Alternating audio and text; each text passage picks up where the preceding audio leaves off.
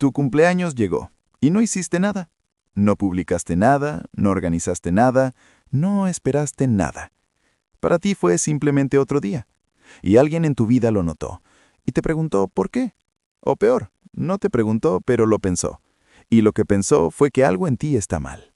Que eres amargado, que no valoras tu vida, que tienes algún problema no resuelto con la celebración o con la alegría o con recibir cariño. Y si eso te suena familiar, si llevas años explicando o justificando, o simplemente ignorando esa pregunta silenciosa de los demás, lo que vamos a explorar hoy puede ser la primera vez que alguien te diga lo que la psicología realmente encuentra detrás de ese comportamiento. Porque no es lo que la mayoría cree. No es tristeza, no es soledad, no es falta de amor propio.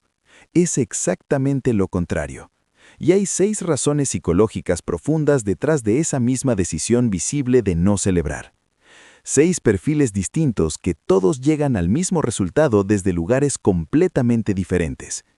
Y cuando los entiendas, no solo vas a entenderte mejor a ti mismo, vas a entender por qué la presión social para celebrar el cumpleaños dice mucho más sobre quien la ejerce que sobre quien la recibe. Empecemos por la primera razón. Y esta es la que más contradice la narrativa que el mundo construyó sobre las personas que no celebran. El rechazo a la validación externa. Porque el mundo asume que quien no celebra su cumpleaños es alguien que no se siente suficientemente valioso para merecer una celebración, que tiene una autoestima baja que no le permite recibir atención, que necesita trabajar algo interno antes de poder abrirse a que los demás lo celebren. Y la psicología dice algo completamente diferente.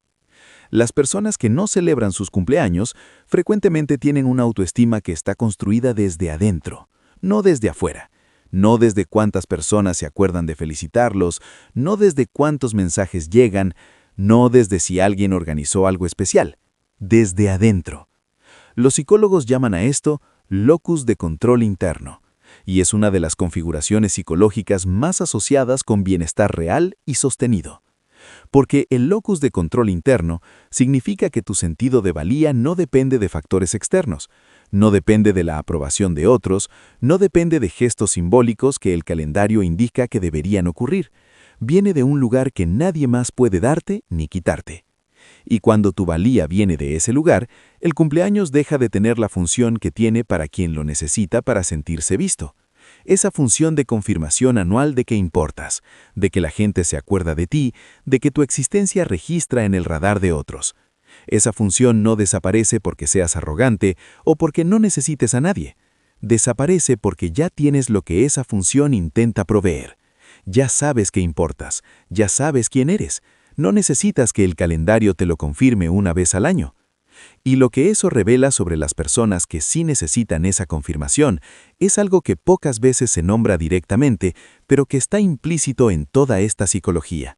Si el cumpleaños es el momento donde mides cuánto vales para los demás, si el número de mensajes recibidos afecta cómo te sientes contigo mismo ese día, si la ausencia de atención ese día específico duele de una manera que los otros 364 días no duelen, eso dice algo sobre de dónde viene tu sentido de valía.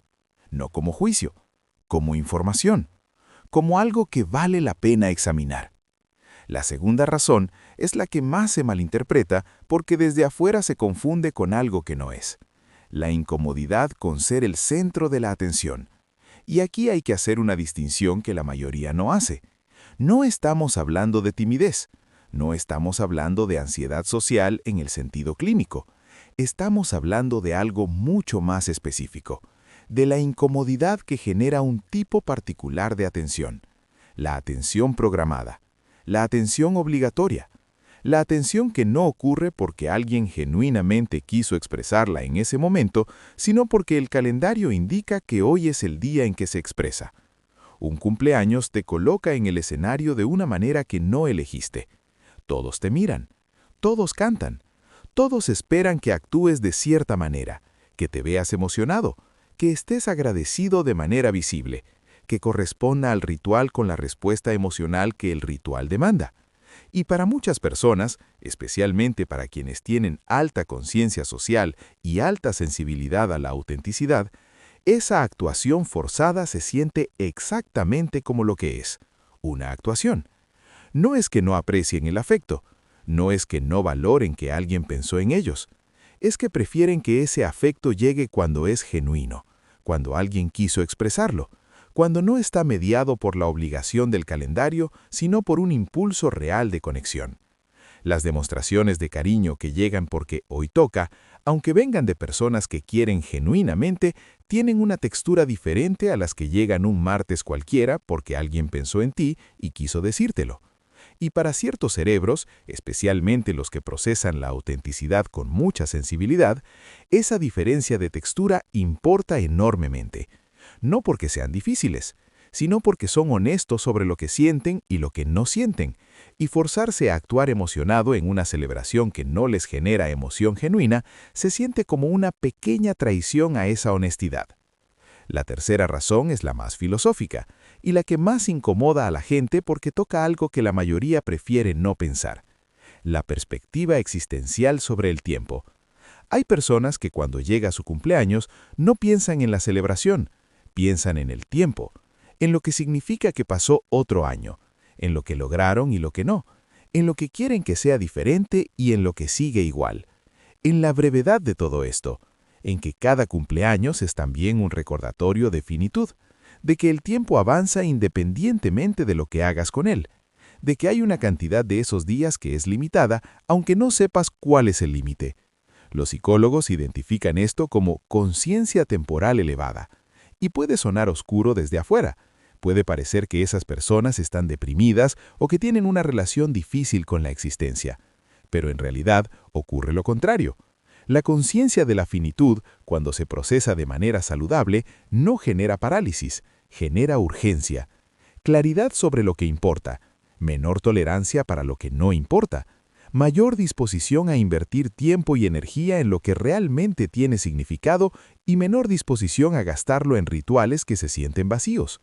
Las personas con esta perspectiva no ignoran su cumpleaños porque estén deprimidas. Lo ignoran porque para ellas ese día tiene un peso que la celebración convencional no alcanza a sostener. Porque lo que ese día les genera es demasiado real y demasiado profundo para resolverse con una torta y unos globos. Y eso no es oscuridad, es profundidad. Es una manera de existir en el tiempo que la mayoría evita porque incomoda, pero que quienes la desarrollan frecuentemente describen como una de las cosas que más claridad les da sobre cómo quieren vivir. La cuarta razón es la que más resuena con personas que llevan años sintiéndose incomprendidas por cómo se relacionan con las emociones y con los rituales sociales: el minimalismo emocional. No es que estas personas sientan menos, es que sienten de manera diferente, más selectiva, más profunda en los momentos que elijan, menos dispuesta a distribuir esa profundidad en rituales que sienten como artificiales. El minimalismo emocional es la práctica de reducir el ruido sentimental a lo esencial, de no gastar energía emocional en gestos elaborados que no corresponden a algo genuino por dentro, de preferir la autenticidad escasa sobre la abundancia manufacturada. Y los cumpleaños son, en muchos sentidos, el ritual emocional más manufacturado que existe en la cultura occidental. Son una celebración programada de antemano, donde las emociones se expresan porque el día lo demanda, donde el afecto se concentra artificialmente en una fecha específica independientemente de cómo se sientan las personas ese día, donde los gestos tienen más que ver con cumplir una expectativa social que con un impulso genuino de conexión. Para la persona con minimalismo emocional, eso no se siente como celebración, se siente como ruido, y prefiere el silencio. No el silencio vacío, el silencio que deja espacio para los momentos genuinos, para la conversación profunda que surge un martes sin razón particular, para el gesto espontáneo que alguien tuvo porque quiso, y no porque el calendario lo indicaba, para la conexión que no necesita fecha para existir porque existe de manera constante en la calidad de la relación. Y hay algo que el minimalismo emocional revela sobre cómo esas personas valoran las relaciones que merecen nombrarse directamente. Para ellas, una persona que te llama el día de tu cumpleaños porque la fecha le apareció en una notificación, dice algo diferente a una persona que piensa en ti un miércoles de octubre sin ninguna razón particular y te lo hace saber. Ambas muestran afecto, pero el tipo de afecto es diferente. Y para quien practica el minimalismo emocional, esa diferencia no es trivial. Es central a cómo experimentan que alguien los conoce y los valora de verdad. La quinta razón es la que más toca el pensamiento crítico, el desapego de las construcciones sociales. Y para entender esto hay que empezar por algo que pocas personas se detienen a considerar. Los cumpleaños no son universales. No son naturales en el sentido de que no existen fuera de la cultura que los creó. Son una construcción, una tradición, un conjunto de rituales que seguimos porque la sociedad dice que debemos seguirlos y porque los seguimos desde tan temprano en la vida que se sienten tan naturales como respirar. Pero no lo son. Y hay personas cuyo cerebro está configurado de tal manera que esa diferencia entre lo que es genuino y lo que es convención social resulta difícil de ignorar. Los psicólogos llaman a esto pensamiento crítico social, la capacidad de distinguir entre lo que genuinamente te importa y lo que haces porque la expectativa social lo demanda. Y cuando esa capacidad está bien desarrollada, muchas construcciones sociales, que para la mayoría son completamente transparentes, se vuelven visibles, detectables, cuestionables. No porque esas personas sean rebeldes o nihilistas o porque disfruten ir contra la corriente, sino porque su cerebro no puede no ver la diferencia entre lo que surge de adentro y lo que viene de afuera. Y una vez que ves esa diferencia claramente, participar de un ritual que no corresponde a ningún impulso interno genuino se siente como una pequeña incongruencia que es difícil de sostener con comodidad. No rechazan el cumpleaños por actitud. Simplemente no sienten conexión auténtica con el ritual. Y forzar esa conexión porque la sociedad lo espera, se siente exactamente como lo que es. Y estas personas, como ya vimos en la segunda razón, tienen una relación muy particular con la actuación, una que prefieren evitar cuando tienen opción. La sexta razón es la que más claramente revela la madurez emocional que hay detrás de este comportamiento, y es la que más directamente contradice la idea de que quien no celebra su cumpleaños tiene algún problema con el amor, con las relaciones o con recibir afecto. El enfoque en sustancia sobre simbolismo. Para estas personas las relaciones no se miden en gestos anuales, se miden en consistencia diaria, en calidad de presencia, en la acumulación de momentos pequeños y reales que ocurren a lo largo del año sin que ninguna fecha los programe. Una conversación profunda un martes cualquiera dice más sobre una relación que 20 mensajes de feliz cumpleaños de personas que no han hablado contigo desde el año anterior. Una persona que recuerda algo que mencionaste hace meses y te pregunta cómo resultó, dice más sobre cómo te percibe que cualquier regalo de cumpleaños cuidadosamente seleccionado. La presencia constante dice más que la atención concentrada en una fecha. Y esta manera de valorar las relaciones, aunque puede parecer exigente o poco sentimental desde afuera, en realidad refleja algo que la psicología asocia consistentemente con mayor madurez emocional. La capacidad de distinguir entre el amor que se dice y el amor que se demuestra, entre el afecto que se performa y el afecto que se vive, entre las relaciones que existen en los gestos simbólicos y las relaciones que existen en la textura real de cada día. Para quien tiene esta perspectiva, el cumpleaños no es el termómetro de cuánto lo quieren, ni siquiera es un termómetro particularmente útil, porque sabe medir el amor de otras maneras, en otros momentos, con otros indicadores que tienen más que ver con cómo alguien se comporta cuando no hay una fecha que lo recuerde que debe demostrar su afecto. Y ahora hay algo que necesita decirse antes de cerrar, algo que es el núcleo de todo lo que exploramos hoy. Ignorar el propio cumpleaños no es lo mismo en todas las personas que lo hacen. Hay una versión de este comportamiento que viene de un lugar de claridad, de valores propios bien definidos, de autoestima sólida que no necesita confirmación externa.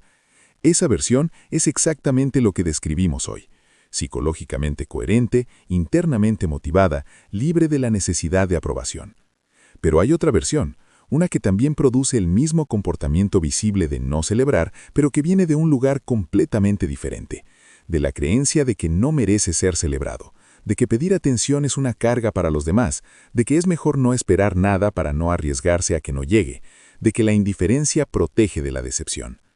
Esa versión no es minimalismo emocional, no es locus de control interno, no es conciencia temporal elevada ni pensamiento crítico social.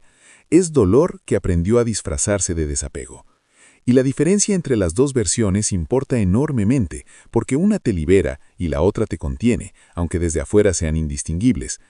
La manera de saber en cuál de las dos estás no es compleja, pero sí requiere honestidad. Pregúntate esto. Si tu cumpleaños pasara completamente desapercibido para todos, si nadie dijera nada, si el día terminara sin ningún gesto de nadie, ¿cómo te sentirías?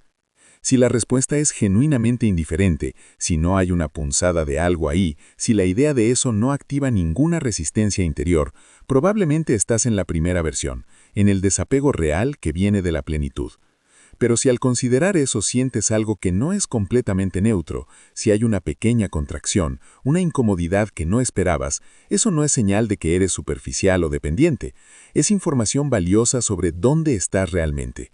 Y esa información, si la recibes con honestidad en lugar de descartarla, puede ser el inicio de algo importante. Porque al final, lo que el cumpleaños revela, ya sea que lo celebres o no, no es qué tan especial eres para los demás, es qué tan claramente te ves a ti mismo. Y la capacidad de verte con claridad, con honestidad, sin las distorsiones que el ego produce en ambas direcciones, es quizás la forma de inteligencia emocional más difícil de desarrollar y más valiosa de tener. No importa en qué día del año aparece.